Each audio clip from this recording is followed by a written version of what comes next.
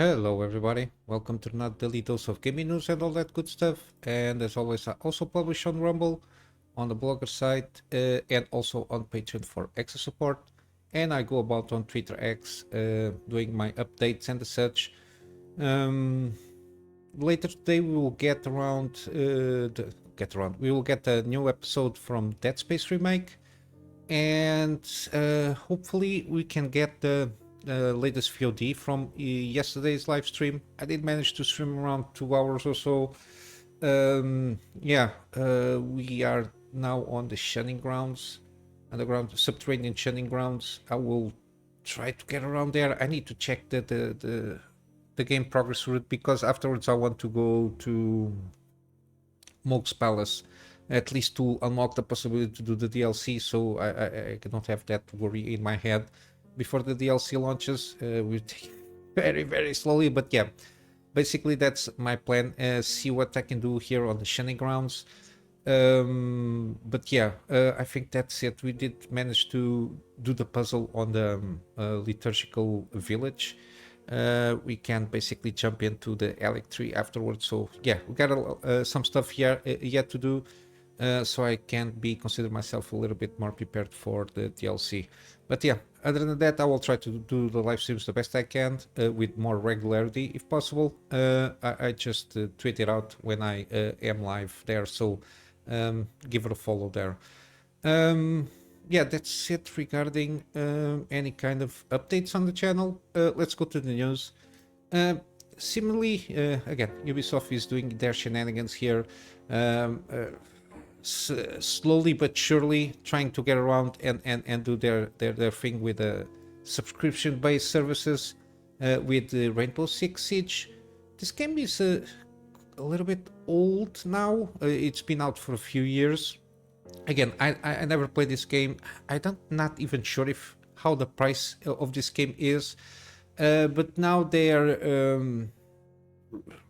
doing a subscription-based thing here, which is for $10 a month, which I think it's the same price as Game Pass from Xbox, give or take. It's not that much, and you got supposedly access to a library of games. To a certain degree, you can also have, with $10 or so, you can have access to their own services, Ubisoft, whatever it is, Pass, for, I don't know, $15, give or take. You have access to their library of games, which again, it's debatable how good of a quality that deal is. But at least with Xbox, you can get around $15 also, access to a library of games that you can get there. But yeah, supposedly they get the R6 membership, which gives you access to all premium battle passes and whatever it is. A lot of shenanigans around here.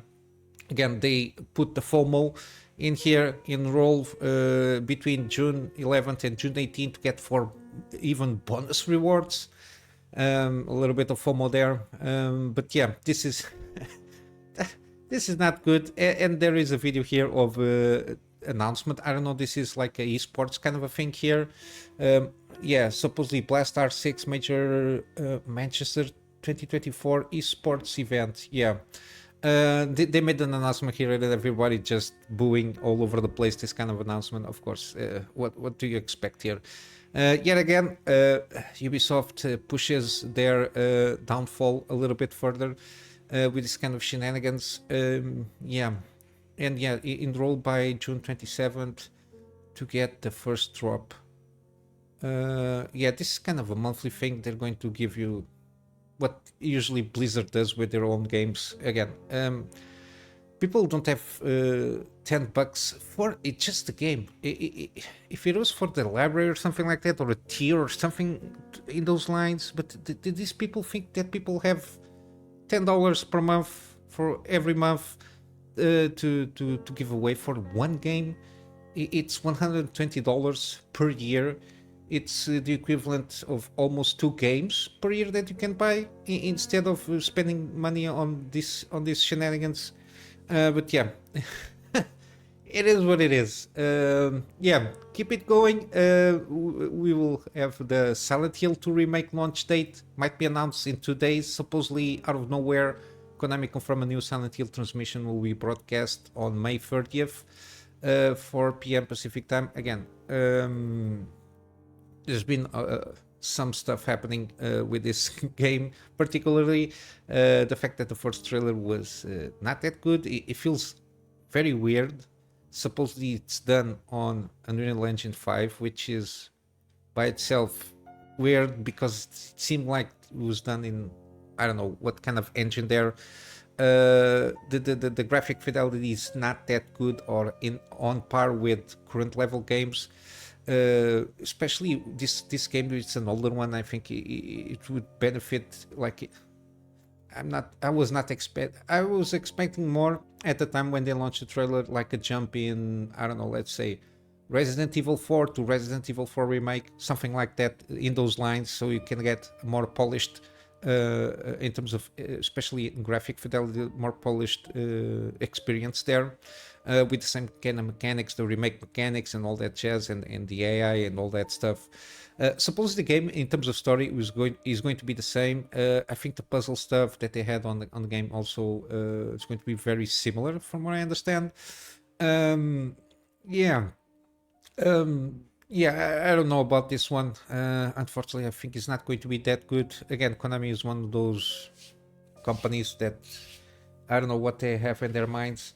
Especially since the Kojima debacle with the Metal Gear Solid 5, they just, I don't know, they went full pachinko there in terms of the business model. I don't see them very worried on trying to get some decent resources to get around, and if they're doing remakes, investing on how to properly make those remakes. But yeah, we'll have to wait and see more information, or at least official information, on in about 2 days or so. We already have some PC specs recommendations, nothing out of the ordinary here, and I will assume this is for 1080p 60. Yeah, now recommended settings should be enabled play on minimum quality settings, 60 frames, in full HD 4K. Yeah, 4K, 30 frames 4K. Yeah, this doesn't make a lot of sense here, especially with this kind of GPU stuff. Again, like very low.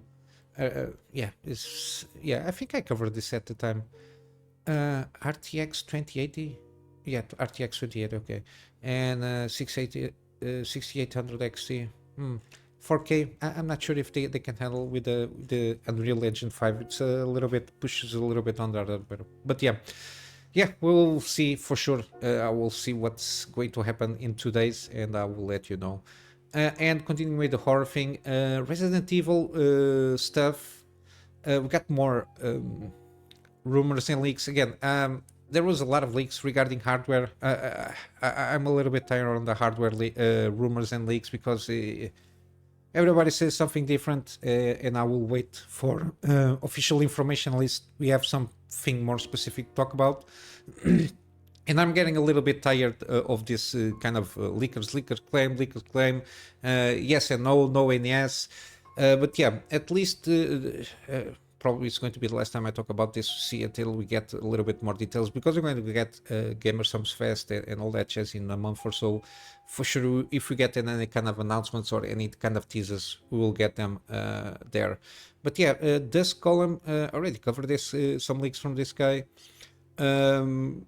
Yeah, supposedly Resident Evil 9, the latest one, is it's going to aim for late 2025, early 2026. And supposedly the remakes of Code Veronica and Resident Evil 0 are currently in development, and I think the Resident Evil 1 remake rumors are bullshit. There's supposedly nothing at development stage at this moment in time with Resident Evil 1 remake. They already did a similar kind of remaster, just improved visuals, but I think the gameplay and the camera angle and everything was the same. But yeah, and again, the Resident Evil 9 supposedly late 2026, late 2025, early 26. Yeah, basically that is it. Supposedly, so we will get some remakes in the meantime. We'll have to wait and see if it's something that is going to come out this year. I will assume we'll have some tease in one of the showcases this summer, either one of these two. At least the remakes, they're being, at least in terms of quality, they've been seeming pretty decent at the minimum, and pretty good and excellent in some cases, depending on the remakes that they are going about here, which is pretty good. That at least they are. The remake has to be at least at the same level of the original game for me to compensate and to reinvest on that. But yeah, these guys here with Resident Evil are been doing a great job there.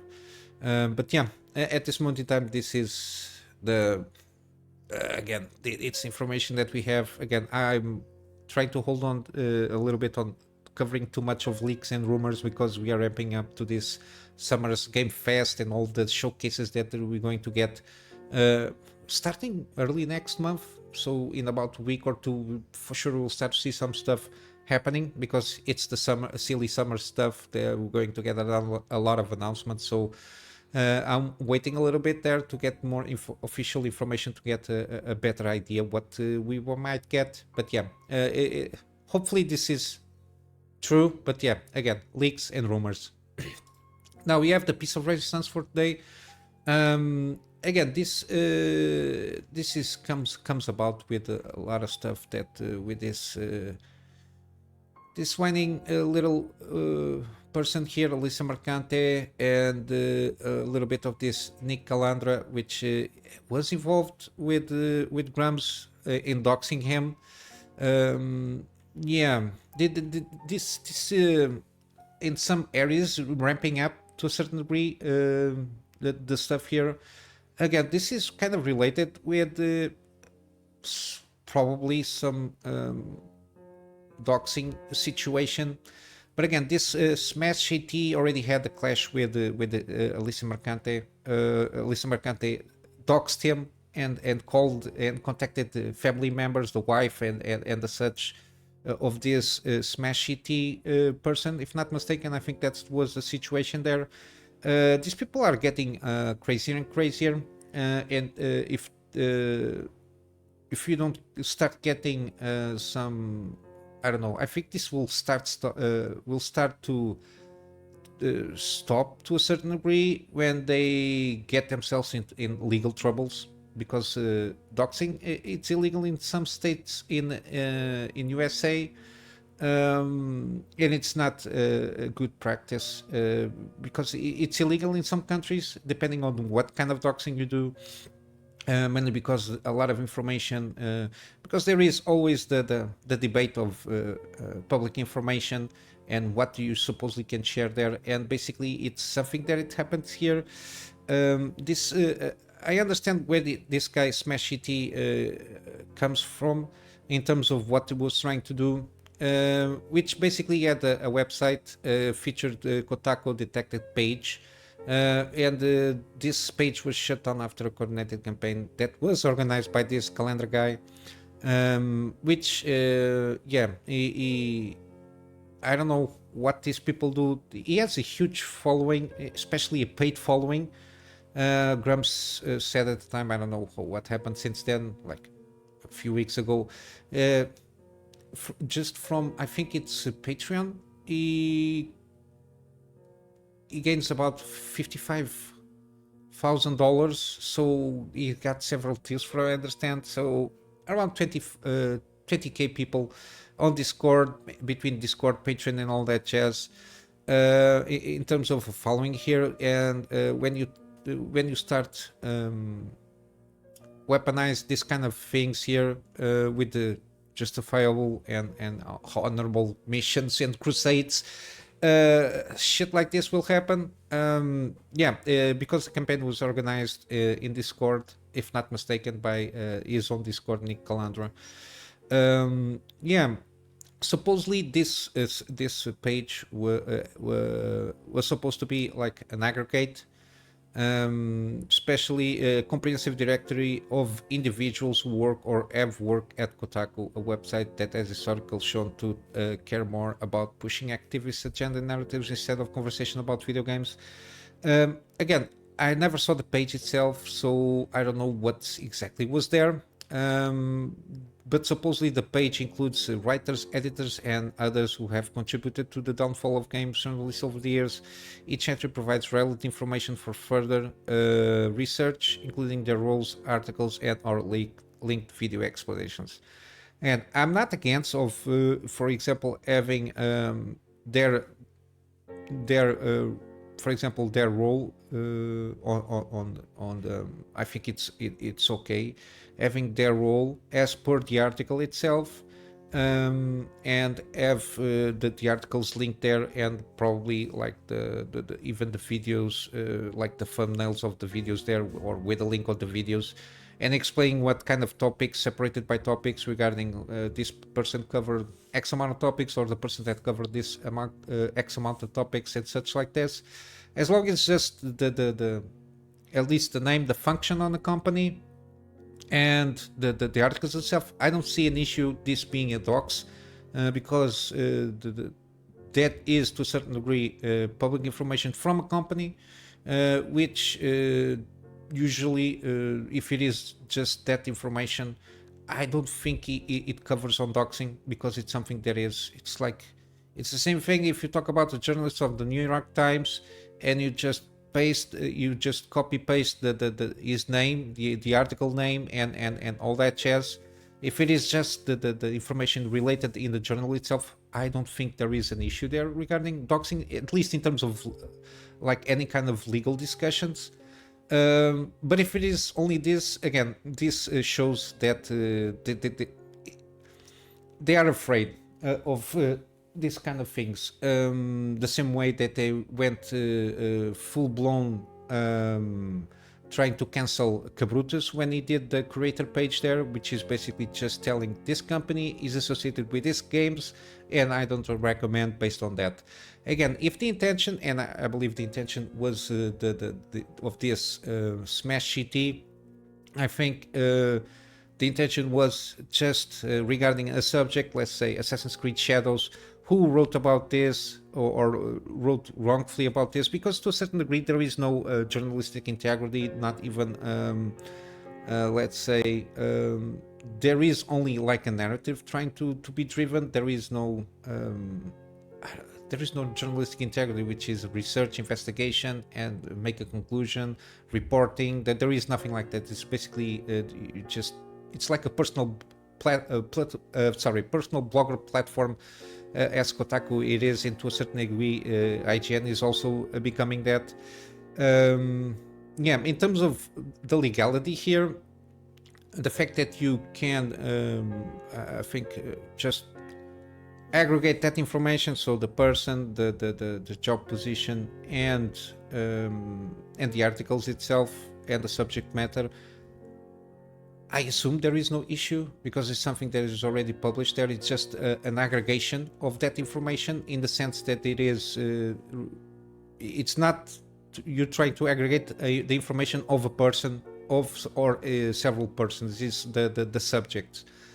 Again, I don't know how this works in terms of legalities here, but yeah, I don't even see, like, if it is for personal things, using, for example, what this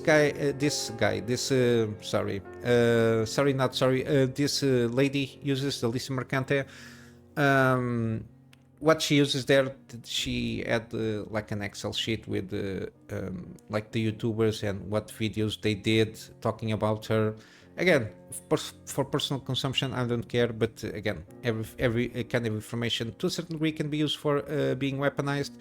But yeah, no, it's not a neat list. Again, when they see something like this, they always go for the extreme, as usual.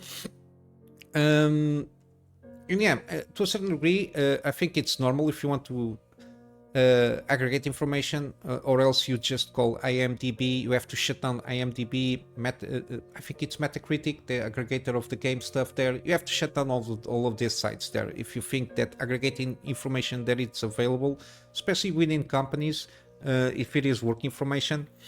Yeah, if you want to, you just shut down those sites also. For me, it's okay. I don't have any issue with that. And even IGN you can shut down because they aggregate information also. And if you want to shut down any kind of aggregation of information, you can shut down a lot of stuff there.